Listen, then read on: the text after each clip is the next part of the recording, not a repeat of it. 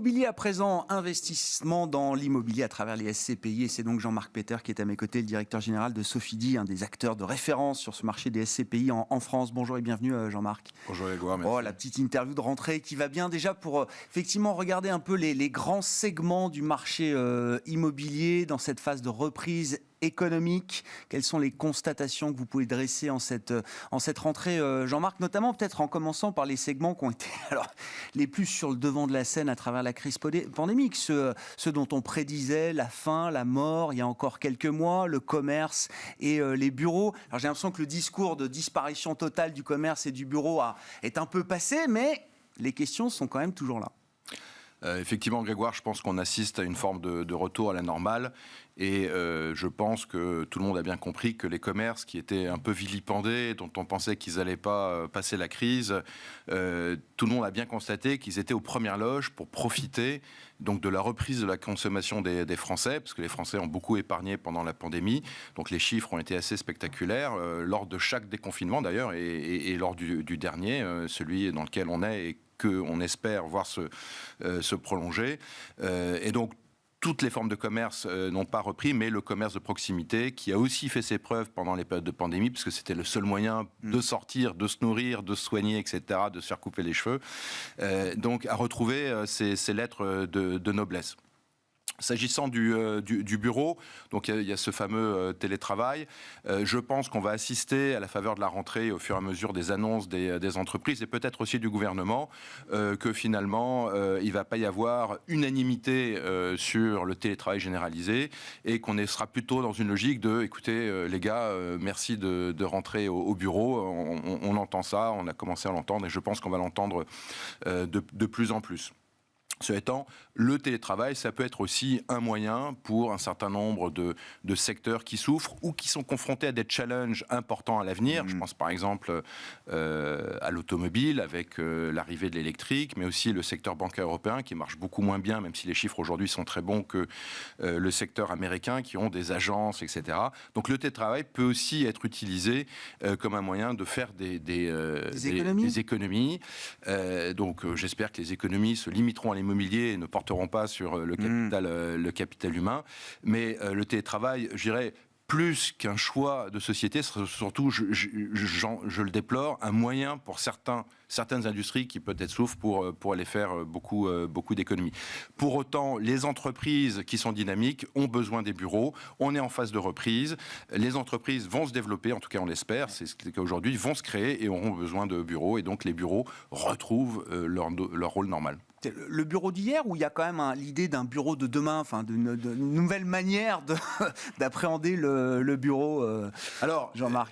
L'intérêt des CPI et de ceux qui investissent à long terme dans l'immobilier, c'est qu'on achète surtout des emplacements et plus les emplacements sont sympathiques et de qualité, plus c'est facile de faire évoluer les choses. Clairement, les bureaux vont évoluer. Ils ne cessent d'évoluer depuis des dizaines d'années. Un bureau des années 80 n'a rien à voir avec celui d'aujourd'hui, encore moins celui de demain.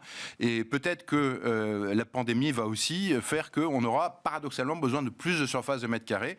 Entasser les gens aujourd'hui... C'est ce que j'ai entendu. Il n'est pas très feng shui. Et on peut imaginer que... S'il faut mettre 2 mètres, 2 mètres 50 de distance entre chaque gars dans des open space, ça veut dire qu'au minimum, il faut la même surface qu'avant, voire peut-être un peu plus. C'est possible. Donc l'immobilier évolue, c'est normal, il n'a jamais cessé d'évoluer depuis même des siècles. Ce qui est important, lorsqu'on investit sur le long terme, c'est d'identifier les bons emplacements et ensuite, quelque part, on a une partition et on crée la musique. Comment vous regardez, alors je ne sais pas si c'est de l'immobilier alternatif, non, parce que la santé, ça devient quand même de l'immobilier cœur aujourd'hui. Et puis alors dans les nouveaux immobiliers qui sont apparus ces dernières années, il y a tout le thème de la logistique, là on parle vraiment d'immobilier de croissance. Comment vous regardez là ces deux segments qui pour le coup ont été totalement préservés, voire même la pandémie a été encore un accélérateur pour ces segments immobiliers?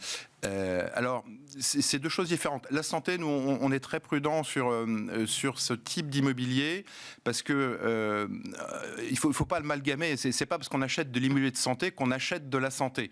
L'immobilier de santé est formidablement utile, mais il se caractérise par le fait qu'il n'est pas forcément bien placé parce que la santé, c'est pas un achat d'impulsion, c'est un achat de destination.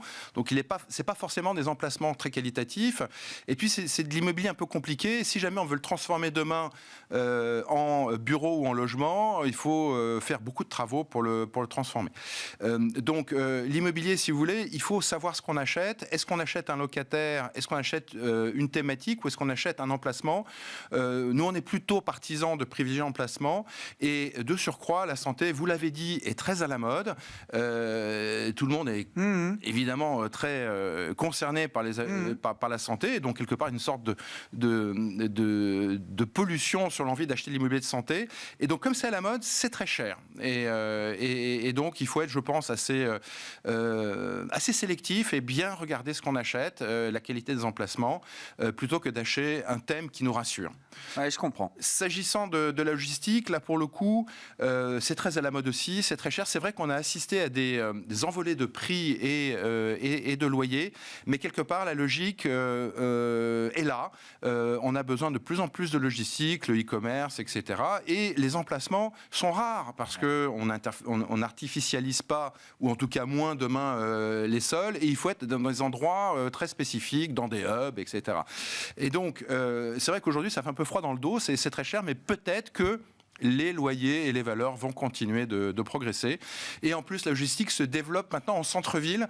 Vous avez même ce qu'on appelle les drive piétons ou même les dark kitchens. Vous savez, ces cuisines.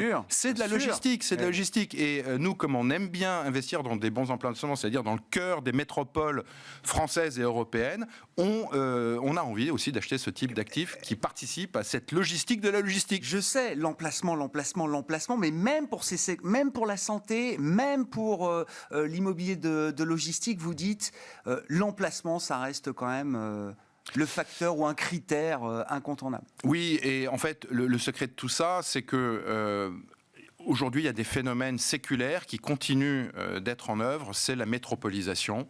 C'est-à-dire qu'en fait, les grandes métropoles européennes vont continuer de se développer et sans doute plus verticalement qu'horizontalement, puisqu'on va de moins en moins artificialiser les sols.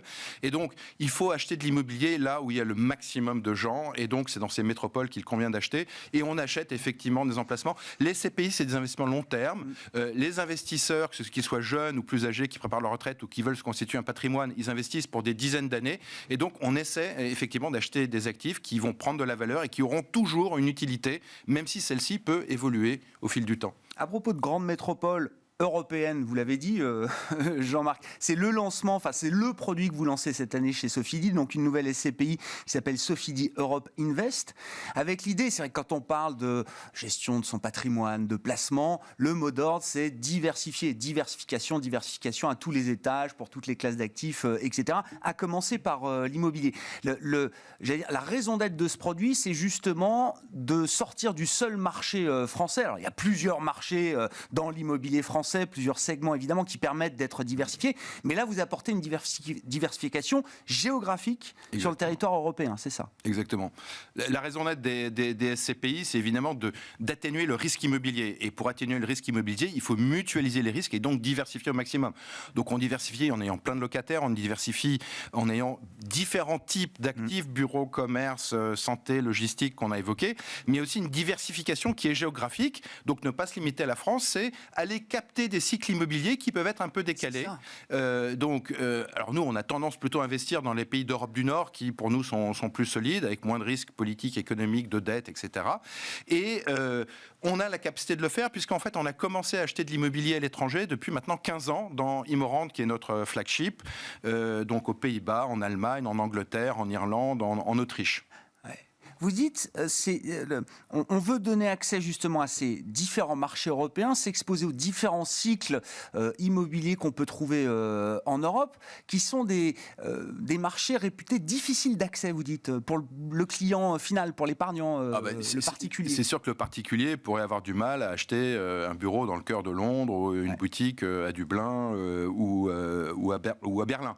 Mais il n'y a peu de produits finalement qui proposent il y en a quelques-uns sur le marché, mais c'est vrai que pour faire un bon job, c'est pas en disant on va faire une SCPI européenne qu'on va forcément faire un produit qui va durablement générer de la performance. Il faut avoir un footprint, il faut avoir une connaissance, être installé sur place.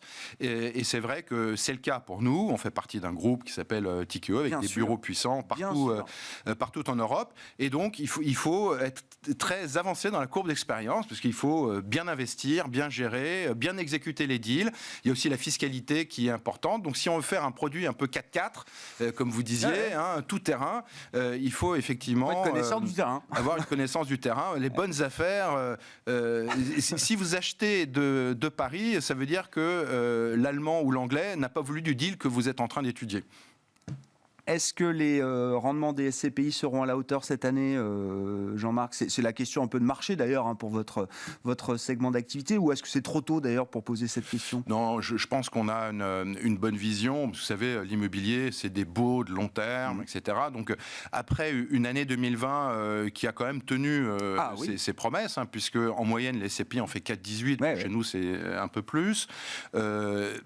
Je pense qu'il y a un consensus, et en tout cas c'est le cas chez nous, pour dire que, et on l'annonce évidemment sous toute réserve, parce que rien n'est garanti dans nos métiers, dans les différents bulletins trimestriels de nos fonds, l'objectif c'est de reproduire cette performance en 2021, qui sera un peu une année de transition, dans un environnement quand même de reprise économique assez vif, en espérant bien entendu qu'on n'ait pas d'autres surprises sanitaires, avec quand même une grande différence aujourd'hui, c'est qu'il y a les vaccins. Merci beaucoup Jean-Marc. Merci d'avoir été avec nous pour nous apporter votre expertise et votre éclairage sur cet investissement immobilier. Vous êtes directeur général de Sofidy, un des grands acteurs de référence de la gestion d'actifs immobiliers à travers les SCPI. Et donc, je le redis, le lancement de Sofidy Europe Invest. Voilà, pour diversifier ses investissements immobiliers à travers l'Europe. Jean-Marc Peter, DG de Sofidy, qui est avec nous dans Smart Bourse à la mi-journée sur Bismart. On se retrouve ce soir en direct à 17h.